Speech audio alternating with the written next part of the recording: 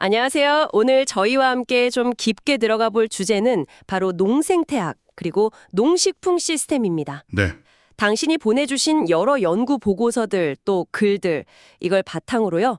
이 개념들이 그냥 뭐랄까 뜬구름 잡는 얘기가 아니라 진짜 우리 먹거리 미래를 어떻게 바꿀 수 있는지 그 핵심적인 내용들, 또 흥미로운 점들을 좀 파헤쳐보려고 합니다. 맞습니다. 이게 자료들을 쭉 보니까 농생태학이라는 게 그냥 농사 기술 몇 개 이런 게 아니더라고요. 네. 생태학 원리를 농업에 적용하고 거기다가 사회적인 가치까지 합쳐서 농장에서 우리 식탁, 아니 그 너머까지요. 아, 그 너머까지? 네, 전체 시스템이 지속 가능하고 좀 더 공정해지도록 만들려는 그런 접근법이죠. 특히 당신 자료들에서도 계속 나오는 얘기가 이게 딱 하나만 바꾸는 게 아니라 시스템 전체가 바뀌어야 한다는 거. 그 점이 중요해요. 시스템 전체의 전환이라. 그럼 구체적으로 어떤 점들이 좀 눈에 띄던가요? 많은 자료에서 그 생물 다양성 높이는 걸 아주 중요하게 얘기하던데요. 네, 맞아요. 단순히 작물 종류만 늘리는 걸 넘어서요. 예를 들어 어떤 보고서 보니까 혼농임업 사례가 있던데 나무랑 작물, 가축 이걸 같이 키우는 방식이요. 네네. 이게 토양 건강에도 좋고 심지어 탄소 저장 능력까지 측정 가능할 정도로 높아졌다는 그런 구체적인 데이터가 있더라고요. 그 인상 깊었어요. 그렇죠. 바로 그 생물 다양성이 가져오는 회복력 증진 효과. 이게 핵심입니다. 아, 회복력. 네, 그냥 환경보호 차원이 아니고요. 기후변화나 예측 못한 병충해 같은 그런 충격 있잖아요. 네네. 거기에 이 시스템 전체가 좀 더 잘 버틸 수 있게 된다는 거죠. 당신 자료 중에는 특전 간작 방식, 그러니까 작물을 섞어 심는 거요. 네, 간작. 그게 토양 수분 보유력을 한 15% 정도 높여서 가뭄 피해를 줄였다. 이런 결과도 있었어요. 이건 진짜 생존 문제랑 바로 연결되는 거죠. 와, 흥미롭네요. 그럼 기술적인 면 말고 농생태학이 또 사람을 중심에 둔다는 점, 이것도 여러 글에서 봤거든요. 네, 아주 중요하죠. 특히 농민 지식하고 과학 지식의 공동 창조라는 말이 자주 나오던데 이게 구체적으로 어떤 뜻일까요? 그냥 농민 의견 듣는 정도는 아닐 것 같은데요? 그거 정말 중요한 지적인데요.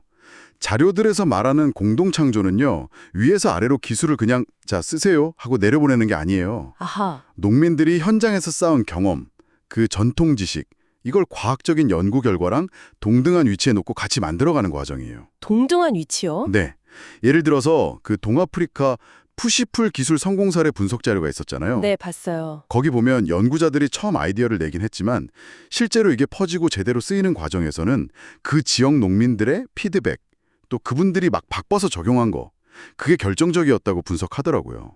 이게 바로 지식 공동창조의 힘이죠. 그렇군요. 현장 지식의 가치를 제대로 인정하는 거네요. 이게 그럼 더 넓게 보면 개별 농장 수준을 넘어서 농식품 시스템 전체의 변화로 이어진다 이런 말씀이신 거죠? 맞습니다.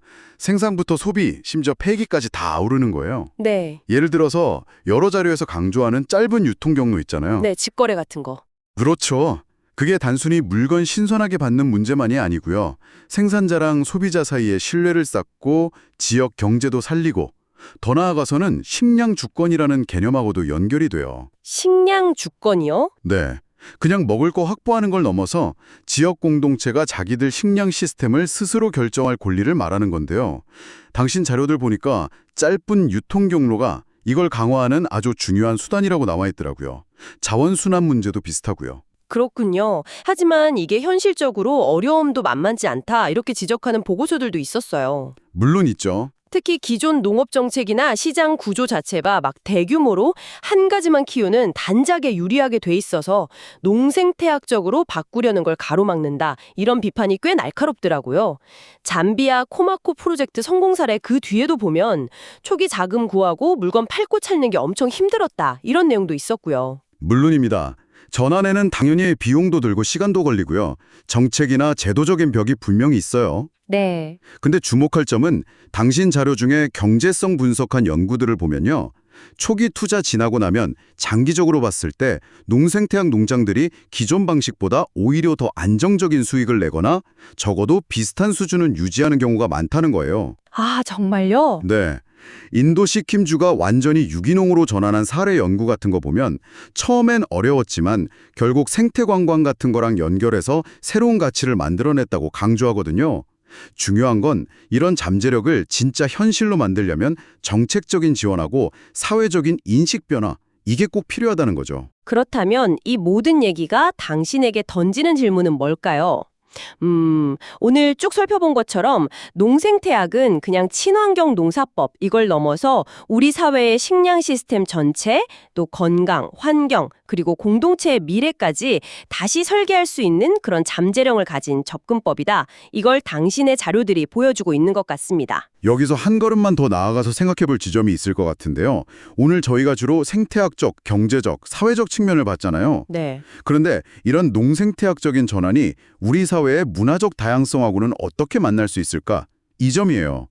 각 지역마다 고유한 식문화나 전통 같은 게 있잖아요. 아, 그렇죠. 그런 것들이 농생태학 시스템 안에서 어떻게 잘 보존되고 또 어쩌면 새롭게 발전할 수도 있을지 이런 걸 고민해보는 것도 꽤 흥미로운 탐구가 될 것 같습니다. 네, 아주 좋은 지적이네요. 문화적 다양성까지 더 깊은 탐구를 원하신다면 오늘 저희가 논의한 내용의 바탕이 된 당신의 자료들을 다시 한번 살펴보시는 것도 좋겠습니다.